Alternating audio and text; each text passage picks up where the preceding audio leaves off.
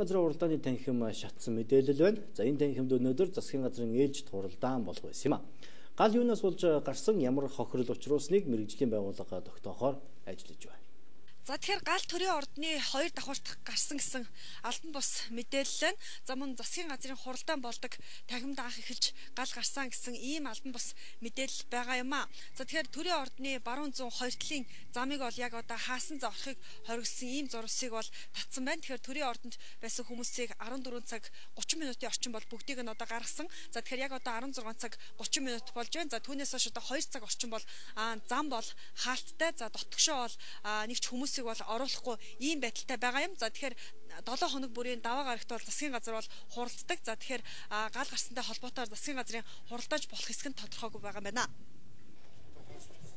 Мэдээлэлээ албан бус гэж хэлсэн нь за өдөр 14 цаг 30 минутын орчим төрийн ордонд байсан бүх хүнийг харуул хамгаалтын албанаас яаралтай гадагшаа гарахыг шаардсан, зарим нь гадуур хувцаач авч амжилтгүй гарсан юм а. За тэдний донд төрийн ордонд ажиллаж байсан сэтгүүлчдж байсан. За гадагшаа гарсны дараа ордны баруун талын 2 давхрын цонхоор утаас сагж галд үрцснийг харсан зурагтаачид засгийн газрын хуралдаан явуулдаг танхимын цонх байна гэж багцаалсан. За энэ таамагч үнэн болж гал гарснаас 2 цагийн дараа ерөнхий сайдын зөвлөх мөнхтөр сэтгүүлчдэд мэдээлэл өгсөн. За тэрээр төрийн ордны 2 давхарт гарсан. За шалтгааныг нь холбогдох байгууллагын тогтооно. Харин ажил саатаагүй хуралдаан хэвийн үргэлжлэн гэсэн товч тайлбарыг хийлээ. За өнөөдөр үдээс хойш төрийн ордны одоо баруун урд жигүүрт гал гарсан байгаа. За энэ хэсэг бол нөгөө засгийн газрын хуралдаан явуулдаг хэсэг. Тэгээд энэ хэсэгт гал гарсан галыг бол одоогийн байдлаар бүрэн унтраагаад байгаа. Гэхдээ гал юунаас гарсан гэдгийг тогтоохын тулд одоо мэргэжлийн байгууллагууд ажиллаж байна. Ингээд засгийн газрын хуралдаан өнөөдөр товлогдсон ёсоор 16 цагаас эхлэх ёстой байсан.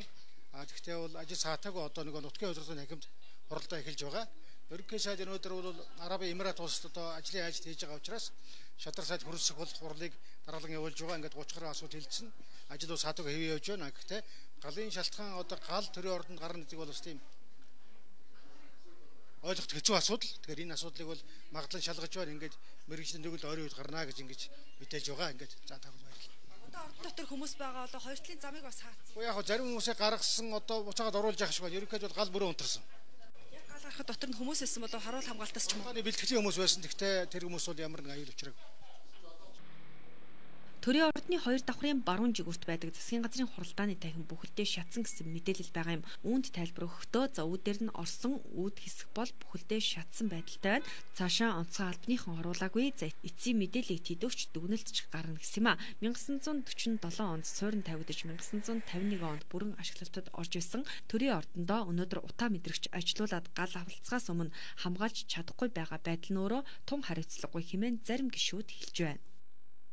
Энэ төрийн ордонд ийм одоо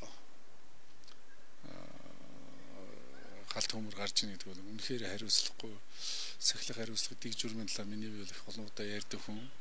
Би өөрөө бас гамшигын асуудал хариуц онцгой байдлаар асуудал хариуц байсан хүний хувьд ер нь аливаа ажил бол мэдээж хөрөнгөмөгтэй холбоотой их ажил байсан чухал байсан ч гэсэн хяналт шалгалттай холбоотой асуудал бол өөрчлөлт сэргийлэх зөвлөгөө энэ ажлыг бол онцгой анхаарах хэрэгтэй.